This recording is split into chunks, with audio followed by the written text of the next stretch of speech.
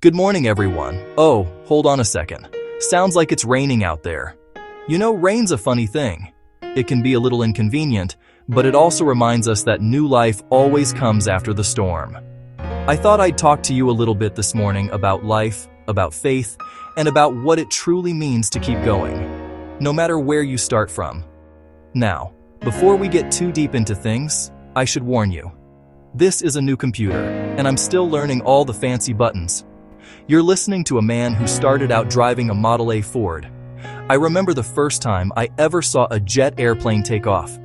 The first time I watched the Iceman deliver a block of ice off a horse-drawn wagon. That's how far back I go. So bear with me as I figure this new contraption out. I want to start by telling you a little bit about where I came from. You see, I wasn't born into comfort. I wasn't born into wealth. In fact, for a time, I didn't even have a roof over my head. I lived in the back of an old car on the streets of California. That car was my shelter, my home, and my place of prayer. I didn't have much, but I had something. I had faith. And let me tell you, that's enough. It was during that time that I started to teach myself how to read and write. I didn't have a classroom or a teacher. I had a Bible, a few old books, and a burning desire to learn. I made up my mind that my circumstances were not going to define my future. And by the grace of God, they didn't. Through prayer, perseverance, and the strength that only comes from the Lord, I was able to build a life. I studied scripture for most of my life. I raised 5 children.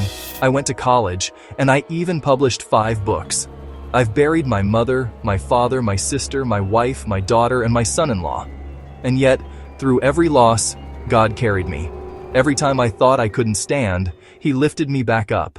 Now, I want to speak to the young people, those of you who are just starting out, trying to figure out your place in this world. You might feel like the world's against you sometimes. Maybe you feel like you've been dealt a bad hand, or that success just isn't in the cards for you. But let me tell you something. That's not true. You can accomplish anything you set your mind to if you're willing to learn, to work, and to keep your heart open to God's guidance. There's no excuse for giving up. None. If an old man who lived in a car could learn to read, write, and build a life, then you can too. One time, I wanted to prove to myself that I wasn't ignorant, that I still had a good mind. So I went out, bought myself a blackboard, and enrolled in a correspondence course for computer programming.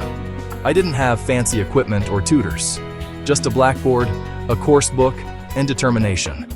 And I finished it. You see, the human mind is an incredible thing, but you've got to use it. That old saying is true. If you don't use it, you lose it. If you stop learning, stop challenging yourself, you start to fade. So don't stop. Keep learning. Keep growing. Keep stretching your mind and your spirit. Because when you do, your world expands, your understanding deepens, and you become happier, healthier, and more complete. Now, I want to be real with you. Good times don't last forever, and neither do bad times. Life has seasons, and sometimes we have to walk through the valley before we reach the mountaintop. But here's the key. Most of the time, we are in control of our own destiny. If you're not moving forward in life, if you're not where you want to be, it's time to take a hard look in the mirror and ask, what can I do differently? Maybe you need to learn a new skill. Maybe you need to get up earlier, work harder, or be more disciplined. Maybe you need to start trusting God's plan more and complaining less. You don't need to have a PhD or a fancy title to be successful, but you do need something to offer, something that shows you've invested in yourself. There's coming a time in this country, and it's already happening, when people who know how to work with their hands are going to be in great demand. I'm talking about the plumbers, the electricians, the carpenters, the masons, the mechanics, the men and women who build, fix, and create with their own 2 hands. These are the people who keep the world running. Don't ever look down on honest work. Whether you're behind a desk or behind a hammer, your work has value. And if you do it with integrity and pride, you'll always have a place in this world. I worked for 60 years, started a couple of businesses, and by most measures, I was successful. But I'm not a wealthy man, not in the material sense. My wealth comes from the life I built, the lessons I learned, and the faith that carried me. I came from the back seat of an old car to a peaceful retirement. I can sit here today, talking to you through this little screen, and that alone is a miracle to me. So, to all the young people listening, I love you, I truly do. My grandmother used to say, when a baby smiles, the angels sing. And I believe that.